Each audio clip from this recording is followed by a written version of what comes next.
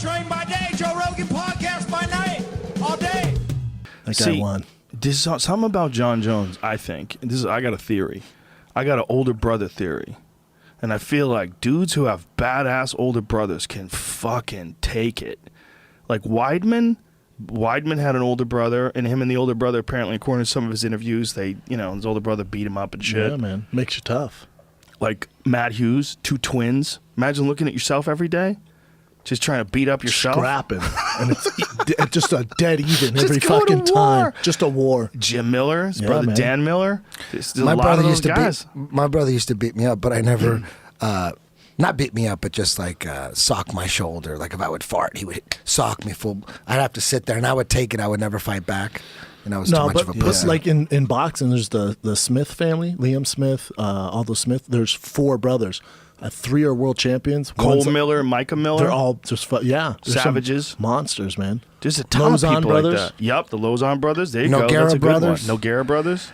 Shit, twins there, right too. There's a bunch, man. Dude, so many. Shogun and Ninja.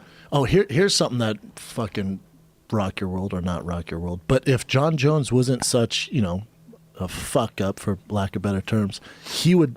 We're not even having this conversation that Mighty Mouse is the best ever. He'd be just going based off his regular schedule now. He'd be 13, 14-time world champ if no one beat him, and he'd probably be fighting at heavyweight and having that belt too, going down as best ever.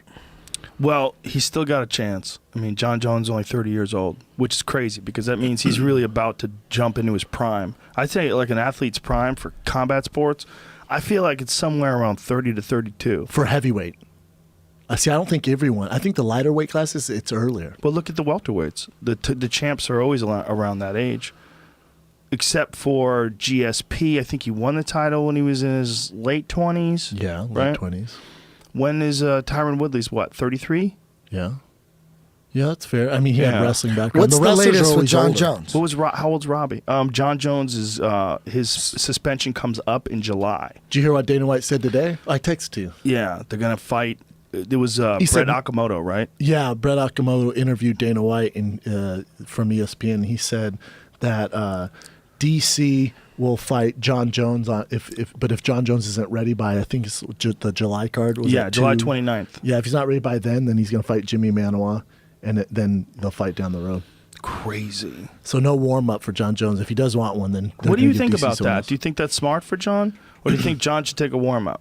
He should take a warm-up. The UFC should give him a warm-up. Because, Joe, when has it ever worked when a guy takes this much time off and you just throw him right to the top of the heap? Think of Ronda. Think of Chael Sonnen. Like, there's a lot of guys. And people go, well, Dominic Cruz. Dominic Cruz didn't fight Cody Garbrandt, TJ Dillashaw after all that time. Right. He fought a Mizusaki, who's a tough guy. But Mitsugaki, and then he went right into TJ. But still a warm-up. But TJ was a big gap. I know, but at least he didn't fight TJ. Right. That first fight back, he ain't being TJ. Right, but you know that he got injured after the Mitsugaki fight, and it was another year plus True. Before he fought again. True, and he might be the outlier here, but I'm just saying. He's an outlier. He's an outlier, but he's not as good in the first fight. If you look at him in the TJ fight, and then you look at him in the second fight when he fought Uriah Faber, he's way better in the Uriah Faber fight.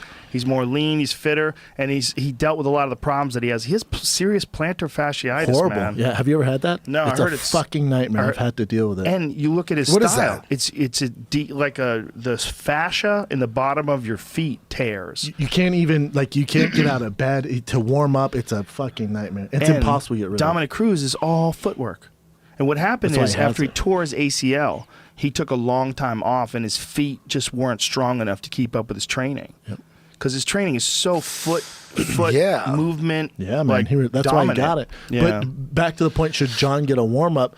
You're in the grand scheme of things. I understand we want these big paydays and you want the big ratings, so you toss them. DC Jon Jones is a huge raider, right? Yeah. But if something happens like Ronda Rousey lost, what happens if we gave Ronda a warm up so you get paid on that? It's a huge draw, and then she fights, huge draw. But when you just toss them right to the very top, it's a one and done, man. Well, it doesn't make sense to me. Well, they were worried, I guess, with the sale. You buy something for like $4 billion. You want to maximize your profits.